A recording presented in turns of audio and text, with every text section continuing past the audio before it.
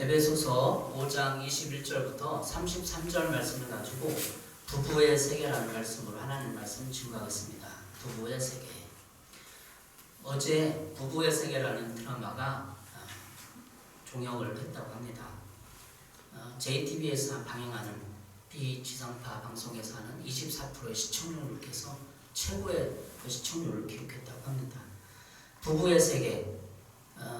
저는 딱 한 번밖에 못 봤는데 전에 듣고 또 인터넷에서 이렇게 본 내용들을 통해서 보면 현대의 부부 관계를 결혼 이런 거를 말해주는 것 같습니다.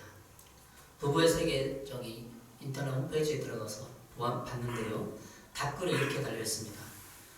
이 드라마는 단순히 불륜 드라마가 아니라 깊은 심리적 드라마다.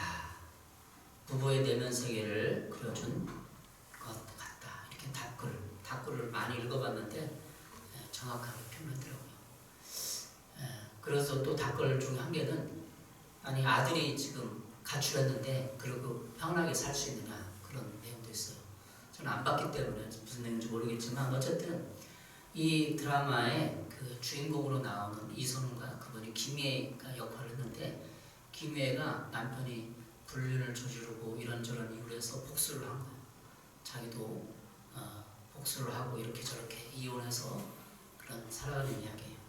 현대의 부부 세계가 그런 것 같습니다. 예수님을 안 믿는 사람들에게는 남편이 불륜을 저지르고 또 하면은 견딜 수 없는 배신감과 복수심이 있죠. 그것을 처리할 수 없기 때문에 세상 사람들은 자기도 복수하고 이혼하고 그렇게 합니다. 그러나 예수 믿는 사람들은 그런 남편이 또 아내가 외도를 하고 또 잘못된 길로 가더라도 용서할 수 있는 힘이 있습니다. 왜냐하면 예수 그리스도가 있기 때문에. 이론적이죠. 알죠. 우리는 다. 그러나 실제 예수 믿는 가정, 기독교인의 가정도 이혼율도 안 믿는 가정들과 거의 비슷하다는 거예요. 그래서 교회에서 부부의 세계를 가르치고 결혼을 가르치고 가정에 가정사역을 해야 되는 것도 현대교회가 담당해야 할 몫입니다. 특별히 저는 가정사역, 치유사역에 이런 게 소명이 있기 때문에 하나님의 부르셨기 때문에 성경을 깊이 연구하고 영적으로 또 치유적으로 이 부부의 관계를 생각하고 묵상해 보게 되었습니다. 부부의 세계를 통해서 우리는 부부 결혼을 통해서 깊은 복음을 이해할 수 있습니다. 이 복음이란 단어, 굿뉴스, 좋은 소식은 우리가 구원받고 기쁘고 끝나는 것이 아니라 내 가정생활에서 부부 생활에도 영향을 미치는 거죠. 그러니까 부부 관계에서도 좋은 소식이 있어야 되는 거예요. 내가 옛날에 맨날 싸웠는데 좀 안 싸우게 됐다. 예수 믿고 좀 부부 관계 좋아졌다. 이게 복된 소식 아니에요. 그러니까 우리가 복음을 예수 믿고 가정생활에 내 자에 적용하지 못하기 때문에 관계가 틀어지고 부부 관계가 좋지 못하고 행복하지 못하는 거죠. 이 복음을 적용해 보겠습니다. 오늘 본문을 통해서 복음을 가정생활에 부부 관계에 적용해 보겠습니다. 어떻게 적용할 수 있을까요? 그것은 복음과 은혜입니다. 세상 사람들은 뭘로 살아가죠? 율법과 자아도취로 살아가는 거죠. 법으로 살아가요. 세상 사람들은. 아내가 이걸 법을 어겼다. 그럴 수 있느냐? 남편이 법을 어겼다. 막 복수심 때문에 못 견디는 거죠. 근데 예수 믿는 사람들은 내가 예수님의 복된 구원의 메시지, 나를 용서해 준 그 복음을 받았어요. 복음을 이해했어요. 그리고 내가 살아가는 방식은 은혜예요. 은혜. 어떤 사람이 법을 어겼어도 잘못했다 그러면 용서할 수 있는 것이 은혜잖아요. 예수님은 우리를 위해서 십자가를 지시고 우리의 모든 죄를 다 용서해 주셨어요. 이 가정생활에 적용해서 은혜를 적용해야 된다는 것이죠. 그래서 큰 주제는 이 지금 에베소서 5장 21절부터 33절에 있는 이 아내와 남편의 관계를 율법과 은혜로 적용을 해보겠습니다. 율법과 은혜. 그리고 두 번째는 남자다움과 여성다움으로 적용해 보겠습니다. 이 남자다움과 여성다움을 지난 작년 5월 달에 가정의 달에 설교를 했습니다. 하나님의 그 남성다움, 여성다움, 남자와 여자가 다른 이런 걸 가지고 가정 세미나를 했었어요. 여러분 기억나십니까? 그걸 기초에 까는 거예요. 그래서 가정사역하면 그냥 중구난방이 아니라 남자다움과 여성다움을 깔고 한 거죠. 그러니까 예수를 믿으면 가정에서 내가 남성다워지고 여성다워지는데, 남성다움은 구체적으로 책임져 있는 존재, 가정 경제를 책임지고 모든 걸 책임지고, 이건 성경이 가르치는 원리들이에요. 그러나 지금 현 시대에 이렇게 살아가는 사람도 많지만 그렇지 못한 사람 많아요. 그렇죠? 여성이 더 전문직에 종사하기 때문에 남자는 집에서 놀고 빈둥빈둥 놀고 술이나 퍼먹고 그런 사람도 있어요. 그런 사람 비난하는 목적이 아니라 성경적인 원리를 통해서 남성다움, 여성다움을 회복해서 치유적 관점으로 하나님이 주신 설계들을 보자는 거죠. 그러니까 세 번째는 친밀감과 고립감, 친밀함, 부부관계의 친밀함이 있는 거죠. 이렇게 세 가지로 오늘 본문을 좀 줄거리를 가지고 묵상해 보도록 하겠습니다. 그 좋은 남편, 좋은 아내가 되려면 책이 있는데, 거기서 부부싸움을 할 때 나타나는 여러 가지 단계들이 있다고 합니다. 첫째는 비난하기, 비난을 하는 거죠. 네가 잘못했다, 비난하고. 두 번째는 경멸하기, 멸시하기죠. 그리고 자기 방어적 태도를 취하는 거죠. 그리고 담쌓기, 그래서 헤어지고 이혼하는 거죠. 처음에는 뭐죠? 비난하기. 이 비난하기가 아담과 하와가 선악과를 따먹고 비난했어요. 거기에 아담과 하와가 이혼 과정, 이혼 서류에 도장은 안 찍었지만 이미 이혼했는 상황으로 그들을 몰고 간 거죠. 비난했잖아요. 당신이 준 아내가 나에게 줘서 내가 따먹었습니다. 이게 비난이거든요. 이런 결혼의 원리, 에베소서 5장 31절을 보면 부모를 떠나 그의 아내와 합하여 한 육체가 될지라. 이게 결혼의 원리거든요. 근데 이 결혼의 원리를 따라서 우리가 묵상하고 살아보면 이런 부부관계 어려움도 깊은 복음을 통해서 이해하고 극복할 수 있다는 것입니다. 여러분 어떠세요? 지금 결혼 얘기하고 부부 얘기하겠다고 여러분 결혼 안 했다고 뭐 그렇게 생각할지 모르는데, 이것은 가장 기초적인 가정, 부부관계 뿐만 아니라 인간관계에 적용하는 거예요. 친구관계, 직장 상사관계, 어느 관계에서도 내가 그 공동체에 있어서 내가 어떤 선악의 경중을 따질 때 처음에 드는 마음은 비난하고 책임을 면하고 그 멸시하는 거죠.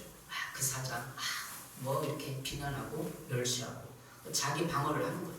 수치심을 하기 위해서 무화과 나무잎을 가리는 거, 자기 방어죠. 그리고 담쌓기, 그냥 앞에서만 진심만 마음을 안 나누고 그 앞에서만 잘하는 척하고 내 사장님, 그러고 마는 거예요. 이런 모든 인간관계에 적용될 수 있는 것이 또한 부부의 세계에 적용될 수 있는 것입니다. 그래서 이 가정, 부부를 잘 이해하고 복음적으로 이해하면 모든 인간관계에 도움될 수 있는 것입니다. 에베소 5장 30절에 부모를 떠나 그 아내와 합하여 한 육체가 될지라. 이것이 결혼의 원리인데, 과거 부모가 주었던 상처와 사고방식 그리고 생활방식을 정리하라는 것입니다. 에베소 5장 31절 부모를 떠나는 말은 과거 부모가 주었던 상처, 또 사고방식, 생활방식을 정리하라는 거예요. 그러니까 부모를 떠나는 것은 단순히 물리적으로 결혼해서 부모를 떠나서 살라는 것을 포함해서 상처와 사고방식을 성찰하고 반성하고 정리하고 깨끗이 하고, 새로운 부부는, 남편과 아내는 내가 부모에게 영향을 받았던 그런 내용으로 교제를 하고 생활을 하는 거죠. 그래서 부모를 떠나는 말 속에는 깊은 의미가 있는 것입니다. 부모와 맺었던 혼적인 결합, 이런 것을 정리하고 벗어나라는 거죠. 그의 아내와 합하여 한 육체가 될지라.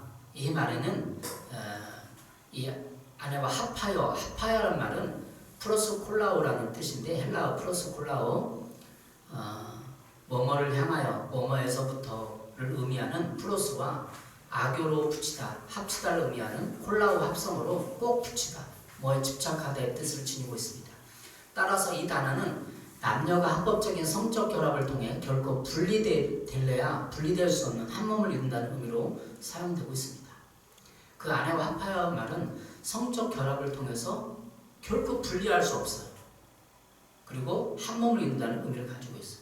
인간의 어떤 사고방식과 이 모두 분리할 수 없다는 거. 악교는 이 다른 어떤 풀하고 본드랑 틀린 거예요. 악교는 그 성분이 완전히 100% 결합시키는 역할을 하는 거죠. 그래서 고린도전서 6장 15, 16절에는 이렇게 말하고 있습니다. 너희 몸이 그리스도의 지체인 줄 알지 못하느냐? 내가 그리스도의 지체를 가지고 창녀의 지체를 만들겠느냐? 결코 그럴 수 없느니라. 창녀와 합하는 자는 그와 한 몸인 줄 알지 못하느냐? 일러스되 둘이 한 육체가 된다 하셨나니. 창녀와 합하는 자는 그와 한 몸인 줄 알지 못하느냐. 그래서 우리의 몸과 마음과 생각을 부부로 결합시켰다면 이미 거기는 합했다는 의미는 이런 의미가 내포되어 있는 거예요. 성적 결합, 육체적인 결합뿐만 아니라 정서적인, 정신적인 결합, 영적인 결합으로 결코 뗄래야 뗄 수 없는 부부관계가 됐다는 것이죠. 성경적인 부부의 세계. 자, 그러면 성경적인 부부의 세계는 뭡니까? 결혼의 목적과 결혼은 어떤 생활인 것입니까? 이것을 오늘의 본문을 통해서 찾아보도록 하겠습니다. 그러면 에베소서 5장 31절은 결혼의 원리를 나타내고 있다면 이 내용을 통해서 그러면 부부의 세계가 어떤가를 살펴보도록 하겠습니다. 첫 번째는 에베소서 5장 21절부터 26절까지 복종과 권위에 대해서 말하고 있습니다. 에베소서 5장 21절 23절입니다. 그리스도를 경외함으로 피차 복종하라. 아내들이여 자기 남편에게 복종하기를 주께 하듯 하라. 이는 남편이 아내의 머리됨과 그리스도께서 교회의 머리됨과 같음이니 그가 바로 몸의 구주시니라. 복음, 우리가 믿는 기독교 교리 또 기독교 신앙, 이 복음은 하나님을 인정하는 것을 기초로 합니다. 하나님이 존재한다, 살아계신다. 이 결혼도 하나님이 짝지어진 것이라고 성경은 말하고 있습니다. 마태복음 19장 6절 그런즉 이제 둘이 아니 한 몸이니 그러므로 하나님이 짝지어 주신 것을 사람이 나누지 못할지니라 하시니 하나님이 짝지어 줬다는 거예요. 결혼의 어떤 원리가 되는 말씀이죠. 하나님을 인정하는 믿음은 결혼의 권위자가 하나님임을 인정하는 것입니다. 그래서 참 권위는 하나님으로부터 나오고 하나님에게서 나오는 것입니다. 복종이란 원리도 가정의 권위자가 하나님임을 인정해야 합니다. 짝지으신 분이 하나님이라는 신앙 고백은 하나님이 세우신 가정 제도를 따르고 순종하도록 요청하는 것입니다. 그래서 가정의 복종 문제는 그 사람이 실력이 있어서 믿음이 있어서 돈이 있어서가 아니라 하나님이 세우신 가정 제도를 따르는 믿음의 행위인 것입니다. 21절 23절은 이것을 강조하고 있습니다. 그리스도를 경외함으로 피차 복종하라. 21절이죠. 아내들이여 자기 남편에게 복종하기를 주께 하듯 하라.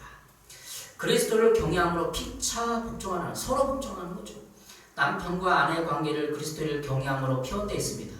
그 관계의 중심 역할은 바로 예수 그리스도라는 것입니다. 그래서 복종이라는 단어가 이 세상이 말하는 그런 권위를 말하는 것이 아닙니다. 복종이라는 단어는 부정적인 이미지가 강합니다. 내가 힘이 없어서 굴욕적으로 복종하는 겁니다.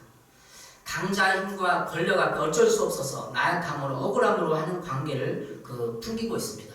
복종이라는 단어의 이미지는. 그러나 그리스도를 경외함으로 하는 복종은 긍정적인 이미지는 충성입니다.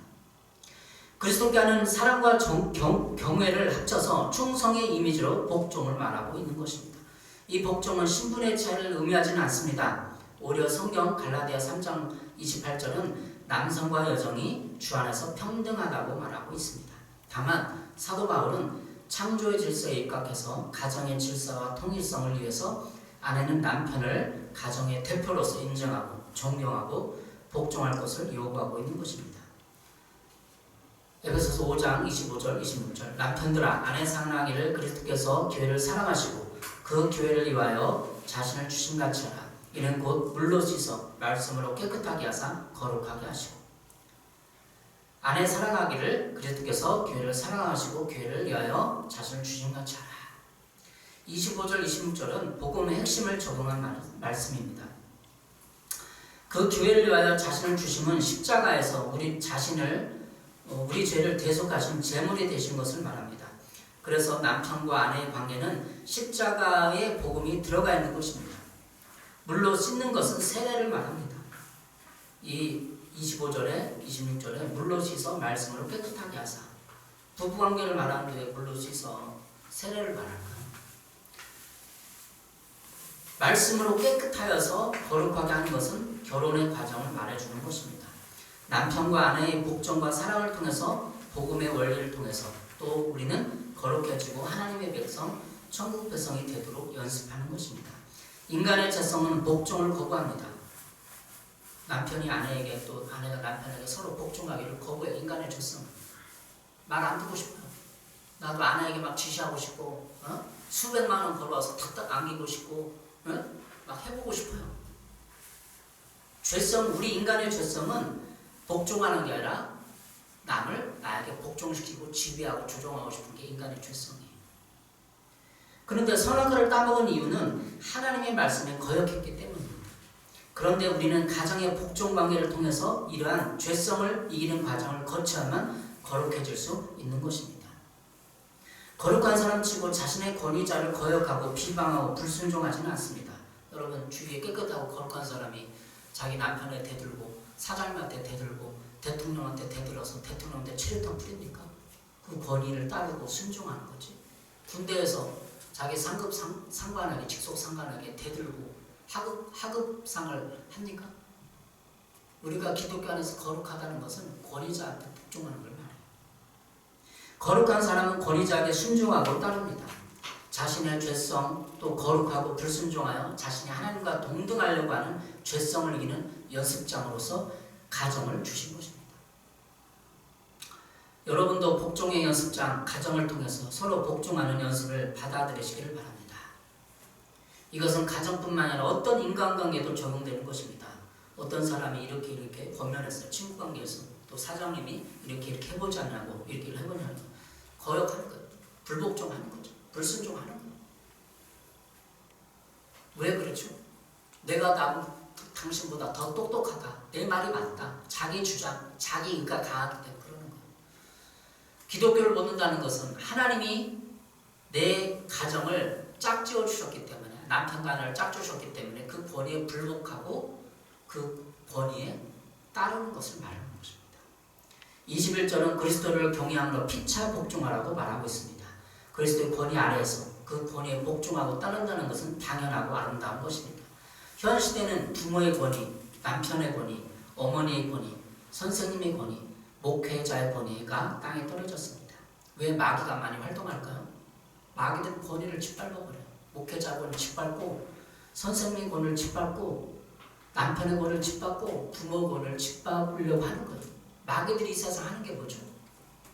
네가 잘났느냐? 네가 더 잘났다. 그 부모 아빠도 아니다. 짓밟아라. 죽여라. 살인하라. 이게 마귀들이 이 세상에서 하는 거예요. 교회에서도 마찬가지. 저 목사, 네가 목사냐? 자꾸 이런 마음 부추기는 거예요. 남편에게도 네가 남편이냐? 돈 좀 제대로 벌어와라. 부부싸움 해보면 가장 끝에 가는 게 돈 문제, 돈 문제. 네가 그만큼 존경받으면 돈을 많이 벌어라 이거예요. 그 마귀들이 하는 생, 마귀들이 그런 가치관과 가치관을 심어줘서 권위를 짓밟는 거예요. 하나님의 사람은 하나님의 거룩성은 권위를 짓밟지 않습니다. 권위를 그렇게 인정해 줍니다. 그래서 가정의 부부관계를 다룰 때 복종의 문제를 다루는 거예요. 아내들이여 남편에게 복종하라. 그 복종할 때 그리스도께 하듯 하라는 거예요. 다시 말하면 부부관계가 그냥 단순히 누가 힘이 있고 돈 잘 벌고 잘났고 그걸 따져서 복종하고 그런 개념이 아니라 예수님 때문에 나를 사랑해서 나를 십자가에 못 박게 하신 예수님 때문에 복종하라는 거죠. 예수 그리스도의 사랑 안에서. 군대에서 복종은 절대적인 것입니다. 전쟁 시에 상관의 명령에 불복종하면 총으로 쏠 수 있어요. 전쟁 시에 상급자가 하급자한테. 우리는 지금 결혼생활을 부부생활을 함에 있어서 영적 전쟁이에요. 마귀가 우리 부부관계를 무너뜨리려고 교회를 무너뜨리려고 지금도 마귀가 전혀 사자같이 우리를 돌고 있어요. 근데 부부관계에서 복종해보세요. 그럼 어떻게 돼요? 마귀가 타고 들어오는 거예요. 하나님의 명령에 복종하지 않으면 그런 영적인 치명타를 줄 수 있는 거예요. 상관의 명령에 불복종하면 총으로 쏠 수 있는 권한이 있듯이 부부관계에서도 이 복종은 영적인 기초를 닦는데 그리스도께 복종하듯이 하라는 뜻을 절대적으로 놓는 겁니다. 마귀가 주는 가치관을 받아들이지 마십시오. 부부 세계에서 가장 힘드는 게 그런 것 같아요. 책임전가. 당신 책임이다. 이렇게 된 게 당신 책임이다. 책임전가를 하는 거죠. 성악가를 따오면서 책임전가를 했듯이 마귀는 책임전가를 하는 거예요. 그리고 불복종에 맞는 네 책임이 더 크다. 나는 당신 말을 들을 수 없다. 이거 논리 아니에요. 당신이 죄를 졌고 당신이 잘못했고 무능하고 그러니까 나는 당신 말을 들을 필요도 없다. 이게 마귀들이 하는 사고방식이죠. 여러분 가족이라는 거 무조건적으로 서로를 이해하고 받아줘야 됩니다. 교회 공동체 무조건적으로 이해해줘야 돼요. 잘못했어도 이해해주고 잘못했다 그러면 받아주고 이해해주고 그게 하나님이 이 세상을 창조하신 가정과 교회의 목적입니다. 무조건적으로 받아주고 서로 이해하고 복종하고 권위에 복종하고 두 번째 오늘 에베소 5장에서 보는 복음 핵심은 사랑과 복입니다. 27절 30절입니다. 자기 앞에 영광스러운 교회로 세우사 티나 주름 잡힌 것이나 이런 것들이 없이 거룩하고 흠이 없게 하려 하심이라. 이와 같이 남편들도 자기 아내 사랑을 자기 자신과 같이 할지니 자기 아내를 사랑하는 자는 자기를 사랑하는 것이니라.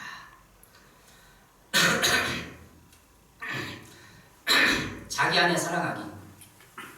이것을 교회에 비유해서 설명해 주고 있습니다. 주름 잡힌 것, 거룩하고 흠이 없음. 복음은 거룩의 회복을 말합니다. 누구든지 자기 육체를 미워하지 않고 오직 양육하여 보유함 같이 그리스도께서 교회에게 함과 같이 하라는 것이죠. 자기 자신이 자기 육체를 돌보고 관리하듯이 그리스도께서 교회에 이렇게 하십니다. 교회는 우리 자신입니다. 우리 자신을 말하는 거예요. 사랑은 그리스도가 교회를 돌보고 사랑하듯이 하는 것입니다. 그래서 남편에게 요구하는 사랑은 그리스도가 교회를 돌보고 사랑하듯이 하라는 거죠. 그래서 사랑은 감정적인 사랑이 아닌 종합적이고도 자기 희생적인 사랑 그리고 복음적 사랑을 말하는 것입니다. 복음에는 예수 그리스도의 희생으로 말미암는 거룩이 있습니다. 따라서 거룩이 없는 사랑은 무모한 것이며 방향이 없는 것입니다. 연예인 드라마나 이런 영화 같은 데 보면 무조건 사랑하잖아요, 남녀가. 근데 결혼해보면 아는 거예요. 마치 예전에 어떤 결혼 세미나에서 한 얘기는 연애는 강가에서 석양이 내리쬐는 아름다운 장면을 서로 손잡고 강가에 앉아서 보는 것과 같고 결혼 생활은 그 강가에 있는 배를 안기를 타고 돛담배를 타고 돛담배도 아니죠. 그냥 노를 젓고 저 강까지 건너가는 걸 말한다. 이렇게 했던 기억이 나요. 연애는 아름다운 것을 감상하고 멜로에 빠지는 거고 결혼은 두 사람이 강을 건너는 거예요. 노를 져가고 그 강이 단순히 뭐 300m가 아니라 한 5km, 10km 둘이 젓는 거예요. 얼마나 힘들어요. 남편이 힘 빠지면 아내가 좋아지는데 남편이 네가 힘내서 가정의 경제를 책임질 책임 있지 않느냐. 남편은 하니까 너무나 힘든 거예요. 결혼생활 안 해봐도 여러분 부모의 결혼생활을 보고 주위사람 결혼생활을 보면 가장 큰 것이 책임 전가 같아요. 서로 힘을 결혼생활 해보셨잖아요. 너무 힘들지 않았어요? 노를 저어서 가야 되는 거 5km. 근데 강에 뭐 그냥 그나 있나요? 풍랑이 일어나요. 바닷바람 비가 내려요. 비가 내리면 아내를 덮어줘야 돼요. 우산으로 덮어줘야 돼요. 아 여기 비 묻었는다. 이 남편 무능하다고 막 지적질해요. 얼마나 힘들겠어 남편이. 자기는 노 젓고 있는데 노 젓는 건 안 도와주고 다 남편 책임이라고 그러고 당신이 경제적이고 모든 책임이 당신에게 있지 않느냐. 당신이 저어가라. 당신은 뭐하냐. 나는 애기 보느라고 힘들다 이런 거죠. 그게 가정의 결혼의 모습. 얼마나 힘든데요. 결혼생활 해보면 그 여성이랑 남편이랑 성격을 맞추어서 한 집안에서 생활하는 그 자체가 힘든 거예요. 결혼 조건 다르죠. 성격 다르죠. 남자 여성 다르죠. 남성과 여성 다른 모습이 있죠. 그걸 내가 극복하고 이해하고 용서하고 덮고 간다는 것은 예수님이 십자가를 지고 죽고 교회를 사랑과 똑같다는 거예요. 어떤 마음에 드서 다가오세요. 형제님. 결혼생활은 진짜 예수님의 마음을 품지 않으면 아내를 사랑할 수 없어요. 무조건 용서하고 무조건 도와주고 무조건 희생하고 무조건 책임져주고 그 예수님이 우리를 위해서 사랑해주는 방식이에요. 그러니까 가정을 통해서 아내를 사랑함을 통해서 내가 예수님이 나를 사랑한다는 걸 깨닫고 천국에 갈 수 있는 그런 연습을 하는 거예요. 예수님이 우리를 사랑해 주셨어요. 그건 그냥 떼가고 천국 가는 게 아니에요. 예수님이 우리를 사랑해 준 것처럼 당신도 이 세상에서 연습을 해서 천국 가라는 거예요. 그 연습장이 가정이에요. 무조건 이해하고 무조건 용서하고 무조건 베풀고 무조건 희생하고 그걸 어디서 할 거예요? 이 세상은 다 무조건이 아니야. 다 스펙을 원하고 조건을 원해요. 가정에서만 무조건으로 희생하고 무조건 도와주고 무조건 돈 벌어 다 주고 무조건이 사랑이죠. 무조건이. 조건이 없는 게. 가정의 사랑은 거룩이라는 방향이 있는 것입니다. 가정에서 이 아내를 무조건 사랑해 부르면서 내가 뭘 연습하는 거죠? 거룩을 연습하는 거예요. 아내가 나를 잔소리하고 바가지를 굽고 빡 할 때 빡빡 올라오는데 그럼에도 불구하고 희생하고 돈 벌어다 주고 희생하고 감싸주고 이해해주고 그게 거룩이에요. 그게 거룩. 거룩이 따로 이렇게 이해하시겠어요? 예, 결혼 생활 해보신 분이 이해할 거예요. 그럼에도 불구하고 내가 아내를 향하여 무조건 용서하고 도와주고 이게 거룩이라는 거죠. 복수심. 김해는 복수심을 못 이겨서 해버리잖아요. 질러버리잖아요. 그 내 안에 일어나는 복수심과 이 분노를 잠재우고 내가 하나님을 향하여 하나님 때문에 그 여자를 용서하고 베풀고 희생하고 이것이 거룩입니다. 부부의 세계는 미움과 증오 그리고 배신이 있었습니다.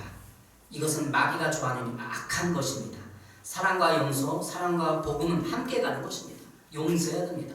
여러분의 관계에 이런 용서와 거룩이 나타나기를 바랍니다. 이해와 용서, 관용과 배려가 나타나기를 바랍니다. 관용과 배려 한자로 좀 어렵겠지만 제가 아까 말씀대로 무조건 도와주고 무조건 희생하고 무조건 베풀고 무조건 돈 벌어주는 게 관용과 배려예요. 용서예요. 부부관계에서 사랑은 오래 참음과 배려, 용서, 자비가 우선시돼야 합니다. 부부관계가 왜 금이 갑니까? 자신의 배우자에 관해서 율법을 적용하기 때문이에요. 법을 적용하기 때문이에요. 내 기준, 내가 기준이 정한 남편이 이 정도는 돼야 돼. 이 정도 생활을 해줘야 돼. 우리 맞벌이니까 이 정도는 해야 돼. 라고 기준을 정해서 이게 법이고 율법이에요. 로마서 3장 20절 그러므로 율법의 행위로 그 앞에 의롭다 하심 얻을 육체가 없나니 율법으로는 죄를 깨닫느니라. 율법으로 내 생활 방식, 가정에서도 남편과 아내의 율법을 적용해요. 내 기준, 내가 정해놓은 기준이 율법이에요. 가정에서 남편은 최소한 나는 이 정도는 해야 된다라고 기준을 정해놨으면 율법으로 사는 거예요. 율법이 아닌 복음을 적용해야 합니다. 가정의 부부관계, 율법은 사람을 잡습니다. 열등하게 하고 나약하게 하고 무능하게 합니다. 비판하고 아까 그 좋은 남편 같은 것처럼 멸시하고 비판하게 만들고 결국엔 등지게 만들어요. 그래서 율법이 불러오는 것은 책임 전가입니다. 예수 그리스도를 없는 가정은 이런 책임 전가와 배신으로 문을 닫게 됩니다. 이혼하게 되는 거죠. 법으로 사는 사람은 자기 기준으로 사는 사람은 책임 전가 그리고 배신으로 점철된 삶을 살게 됩니다. 부부의 세계가 보여주는 것은 바로 율법으로 자신과 배우자를 보았기 때문입니다. 그럼 우리 예수 믿었어요. 그러면 부부관계 적용할 게 뭐죠? 은혜를 적용해야 돼요. 은혜. 여러분 아내와 남편이 은혜라는 단어가 뭐죠? 마땅히 받을 자격이 없는데 거기에 자격이 없음에도 내가 주는 것이 은혜예요. 그러니까 남편이랑 아내랑 와서 저 사람 저걸 받을 자격이 없어. 맨날 술주중하고 두드러 패고 돈도 안 받아주는데 그 사람을 받아주고 사랑하고 복종하기가 쉽습니까? 그런 1960년대 70년대 권사님들 간증 많이 들어보면 그분들은 그랬어요. 그렇게 살아 그렇게 은혜를 베풀었어요. 남편에게 술 퍼먹고 땡판 치고 돈도 안 벌어주고 그런 남편을 향하여 무조건적인 은혜를 베풀었어요. 그분들의 간증을 들어보면 진짜 예수 믿는 사람처럼 눈물겹고 감동적이에요. 그런 남편을 받아줘서 20년 30년 자녀 양육하고 남편이 죽었거나 남편이 해서 그 가정을 복음으로 읽어내고 자녀들을 훌륭하게 믿음의 사람으로 길러내고 그런 사람들 간증 많이 들어봤어요. 근데 지금 현 시대는 그런 아내 그런 남편이 드물어요. 그런 깽판 치는 남편 당장 이혼 돈 못 벌어 당장 이혼해 당신 책임 무능해 그렇게 나 요즘 여자들은. 그렇잖아요. 우리 형제님. 그렇죠. 현 시대의 그 상황이. 그런데 우리가 믿음으로 산다는 것은 우리 믿음의 조상 1960년대, 70년대 그런 권산 그걸 강요해서는 안 되지만 그런 사람도 있다는 거예요. 그것이 은혜고 감동입니다. 우리는 가정을 뒤돌아보면서 우리 부모님이 어떻게 결혼 생활했나, 내 주변 사람들 어떻게 결혼하고 보면서 인생을 깨달아야 돼요. 여러분 인간관계에서 은혜를 적용하세요. 내가 예수 믿었으면 하나님 얼마나 은혜를 받았어요. 내 모든 인간의 그 모든 죄성, 죄짐을 다 탕감해 줬어요. 수천억, 수조 원대를 예수님에게 탕감해 줬어요. 교통범칙금 하나 떼면 얼마인 줄 알아요? 5만 원, 7만 원. 우리가 수많은 지금 그 50, 60 살아온 동안 얼마나 많은 죄를 범해요. 교통범칙금 위반하는 것은 딱 드러난 거지만 우리 마음속에 붙는 죄악들 얼마나 큰 것이에요. 근데 그것을 예수님은 단순한 십자가로 다 탕감해 줬어요. 그럼 나도 아내를 향한 남편을 탕감해줘야죠. 잘못돼서도 용서를 베풀어야 되죠. 내 친구에게 용서를 베풀어야 되죠. 그것이 탕감력이에요. 탕감. 내가 얼마만큼 탕감할 수 있나. 아내를 향한 은혜를 베풀 수 있나. 그 하나님 앞에 은혜를 못 받은 사람은 남편에게 은혜를 못 베풀어요. 은혜를 못 베푼다고. 하나님께 은혜를 받지 않으면 못 베풀어. 인간은 거기까지 할 수가 없어요. 왜? 김예주는 복수심이 뽀글뽀글 올라가고 그걸 어떻게 그걸 남편을 이해하고 베풀어요. 나도 저질러 버려야지.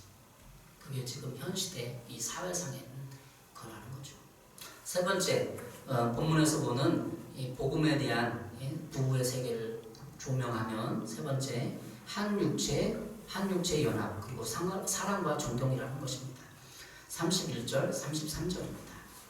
그러므로 사람이 부모를 떠나 그의 아내와 합하여 그둘이 한 육체가 될지라.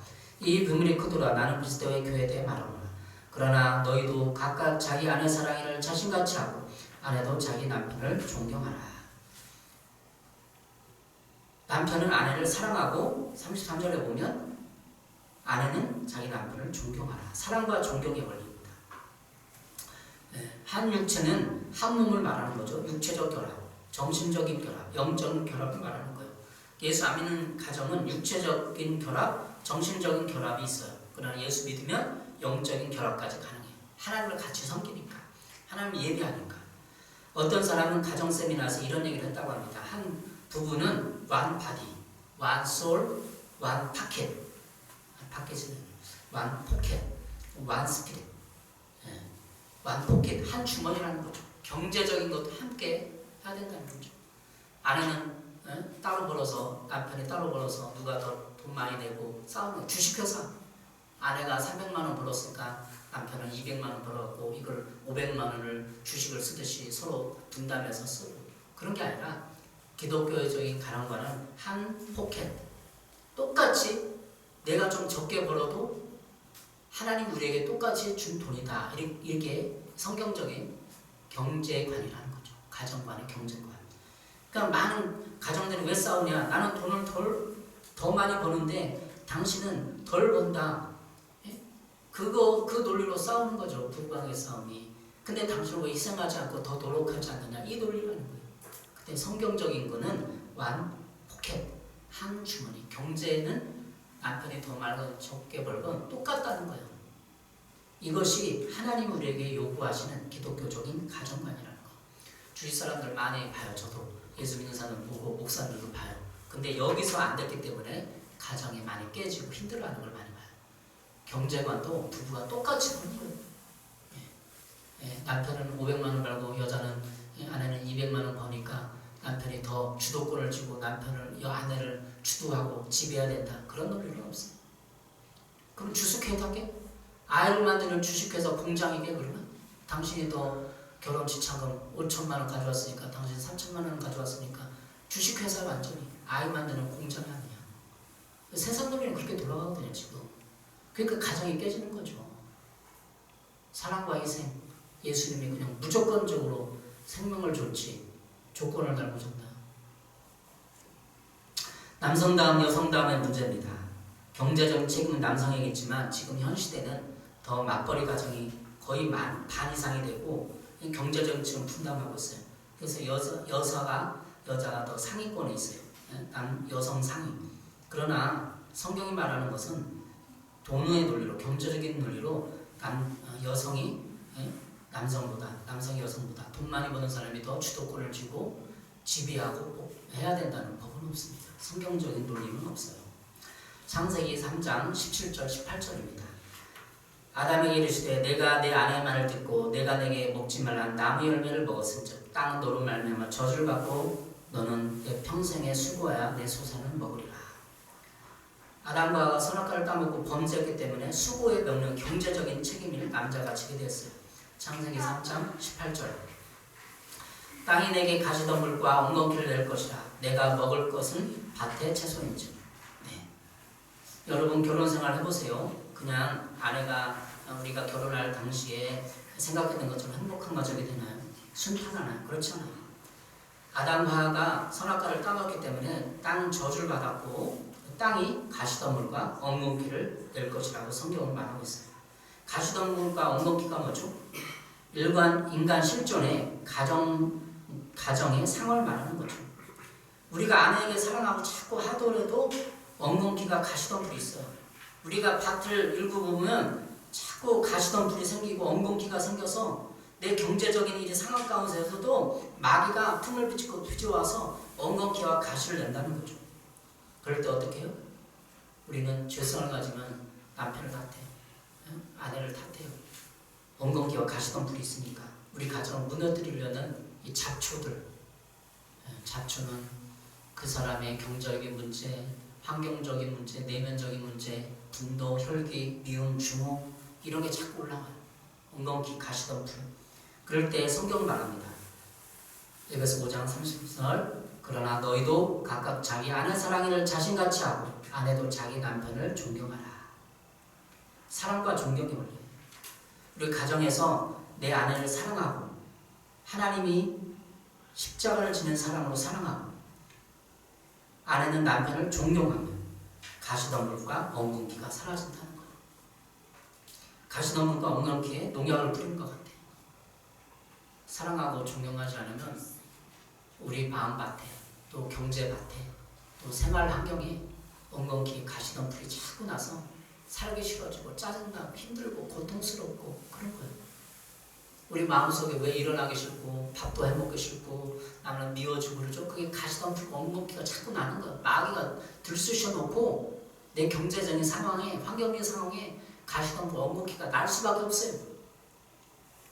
그럴 때 우리는 사랑을 고백하고 가정의 사랑을 고백하고 가정의 달을 맞아 아내에게 남편에게 사랑을 고백하고 선물을 하고 외식을 하고 위로를 해주고 축복을 해주고 그리고 존경을 표하면 남편에게 존경을 표하고 목회자에게 존경을 표하고 선생님과 존경을 표하고 그러면 우리 마음이 가시덤불과 엉겅퀴가 싹 사라지면서 농약을 치고 같이 우리의 삶이 복될 것입니다. 여러분 율법대로 살지 마십시오. 율법을 적용하면 가시덤불과 엉겅퀴가 끊임없이 올라올 것입니다. 그것은 다시 말하면 짜증과 분노, 혈기, 미움, 주목, 책임전과 배신과 이혼이 뒤따라올 것입니다. 가시덤불과 엉겅퀴를 우리는 뭘로? 사랑과 존경심으로 잠재울 수 있습니다. 주 예수님께 사랑을 고백하고 하나님께 복종하고 남편과 목회자의 권위 또 스승과 이런 모든 권위를 인정하고 하나님이 세우신 권위들을 따르고 순종하는 데 여러분에게 복된 삶이 따라올 것입니다. 부부의 세계는 드라마에서 막장 드라마처럼 불륜하고 이혼했지만 우리 가정, 우리 인간관계는 여러분이 주님이 지켜주셔서 사랑과 존경이 함께 따르고 합니다. 한 육체, 경제적인 것까지 함께 나누는 그런 삶으로 인도되길 바랍니다.